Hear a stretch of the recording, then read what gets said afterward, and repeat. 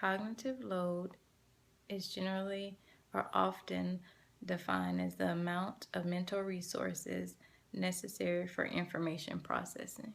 Cognitive load, or COT, is one of the most important theories in educational psychology. High cognitive loads require the user to expand extra memory resources in order to deal with incoming information. It has been said that the necessity for extra resources can cause a deficit in processing efficiency and social performance. I'm going to examine the germane cognitive load, which relates to a student's prior knowledge, and it's one of the biggest tells for what the germane load of a student will be.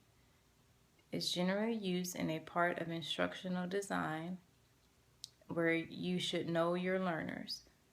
Knowing your learner is where you can use the germane load to help the student become more efficient in what they're trying to complete. An example of this in the classroom is when you're working with kindergartners, is who I work with, so students at that level, when you're reading texts or books and they have to use inference, generally students who have prior knowledge about a subject, say you're reading a book on baseball, they usually have a clearer understanding and can figure out the text or the context of what we're discussing. Students who have not been exposed to these things often have trouble being able to relate.